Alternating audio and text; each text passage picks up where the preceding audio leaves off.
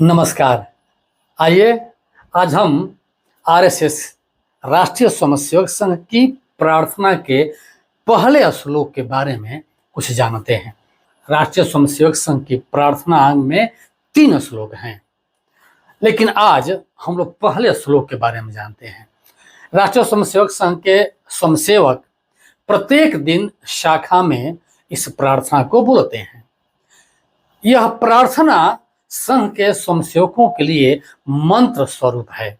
आज हम इसके अर्थ के बारे में जानते हैं, संक्षेप रूप में जाने। तो आइए इसका जो पहला श्लोक है जाने कि नमस्ते सदा वत्सले मातृभूमे त्वया हिंदू भूमे सुखम वर्धितोहम महामंगले पुण्य भूमे त्वदर्थे पतत्वेश कायो नमस्ते नमस्ते। इसका सरलार्थ जानने के पहले हम इसके कुछ शब्दों के संधि विच्छेद को जानते हैं। जब भी संस्कृत का अर्थ जानना हो तो उसके शब्दों को तोड़ करके यदि समझा जाए तो आसानी से समझा जा सकता है। इसका पहला शब्द है नमस्ते। नमस्ते का हम जब विच्छेद करते हैं तो नमः जोड़ते ऐसा होता है। दूसरी पंक्ति में एक शब्द है सुखम वर्धितोहम। हम जब इस शब्द का संधि विच्छेद करते हैं तो सुखम जोड़ वर्धितः जोड़ अहम ऐसा बनता है।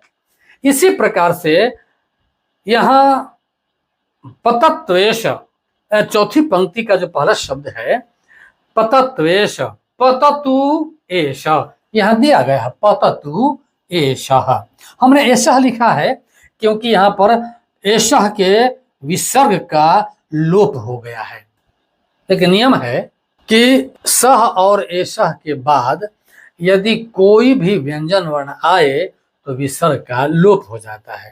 तो यहाँ विसर्ग के बाद क रहा है, व्यंजन वर्ण है, इसलिए इसका संधि होकर के मेल होकर के यह विसर्ग का लोप हो गया। इसलिए हम यहाँ लिखते हैं पतत्वेश। यहाँ है लोप संधि और यहाँ है उत्व संधि। यह नियम बताता है कि यदि विसर्ग के पहले यदि अ हो और बाद में अ हो या किसी भी वर्ग का अर्थात कवर्ग चवर्ग टवर्ग तवर्ग पवर्ग इसमें से तीसरा चौथा पांचवा वर्ण हो, माने कवर्ग में क्या हो जाएगा गघंग, चवर्ग में जझय, टवर्ग में डढ़ण, तवर्ग में दधन और पवर्ग में बभम।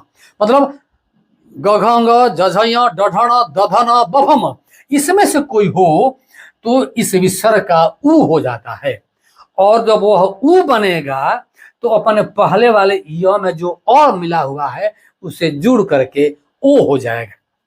इसलिए यह विसर्ग जो था यह विसर्ग यह बदल करके ओ हो गया। तो कायः नमस्ते, यह कायः नमस्ते ऐसा बना। अब हम इसके सरलार्थ को जानने का प्रयास करते हैं। सरलार्थ जानने के पहले इसका अन्वय करेंगे।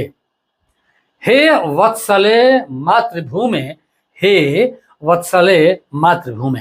यहाँ ध्यान देने लायक बात यह है कि इसमें वत्सले मातृभूमे हिंदू भूमे महामंगले और पुण्य भूमे, ये जो 1 2 3 4 5 ये जो 5 शब्द हैं ये संबोधन के शब्द हैं और संबोधन का चिन्ह होता है ऐसा। चूंकि यह श्लोक है इसलिए मैं उसको नहीं दे करके हम जब इसका अनुवाद करते हैं तो उसमें देने से पता चलेगा कि यह संबोधन का शब्द है। तो आइए आगे देखते हैं कि हे वत्सले मातृभूमे, हे वत्सले मातृभूमे ते सदा नमः, ते सदा नमः। यहाँ नमस्ते कहा लिखे हैं नमः जोड़ते तो ते सदा नमः। इसी प्रकार से दूसरी पंक्ति में आते हैं तो हे हिंदू भूमे, हे हिंदू भूमे सुखम वर्धितोहम में अहम आया है। यहाँ लिखा है मैंने अहम मैं त्वया तुम्हारे द्वारा सुखम वर्धितः सुख पूर्वक, अहम त्वया सुखम वर्धितः मैं तुम्हारे द्वारा सुख पूर्वक वर्धितः बढ़ाया गया हूं। अहम त्वया सुखम वर्धितः यह अन्वय हो गया। इसी प्रकार से अब हम तीसरे चौथी पंक्ति का जब अन्वय करते हैं तो दिखाई पड़ता है, हे महामंगले, हे पुण्य भूमे, हे महामंगले, हे पुण्य भूमे, एषः कायः त्वदर्थे पततु, यह शरीर तुम्हारे लिए गिरे। ऐसा इसका यहाँ पर अन्वय है, एषः कायः त्वदर्थे पततु, नमस्ते नमस्ते, नमस्ते में ते नमः, ते नमः, ते नमः, ते नमः। इस प्रकार इसका अन्वय हो गया। जब अन्वय हो जाता है तो अर्थ निकालना एकदम आसान हो जाता है। अब आइए अर्थ निकालते हैं। हे वत्सलमयी मातृभूमि, तुमको हमेशा प्रणाम। ते माने तुमको, जो ते है यह तुभ्यम का भी रूप होता है। युष्मद एक शब्द होता है, युष्मद शब्द की चतुर्थी एक वचन में ते और तुभ्यम दोनों लिखते हैं। यहाँ ते लिखा गया है मात्राओं का ध्यान रख करके। तो तुमको हमेशा प्रणाम, सदा का संबंध नमः से है, माने हमेशा प्रणाम, बार बार प्रणाम। हे वत्सलमयी मातृभूमि, तुमको बार बार प्रणाम। दूसरी पंक्ति है, हे हिंदू भूमि, हे हिंदू भूमि, मैं, इसमें अहम है, मैं त्वया तुम्हारे द्वारा सुखपूर्वक बढ़ाया गया हूं। मैं तुम्हारे द्वारा सुखपूर्वक पाला पोसा गया हूं। मैं तुम्हारे द्वारा सुखपूर्वक पुष्ट बनाया गया हूं।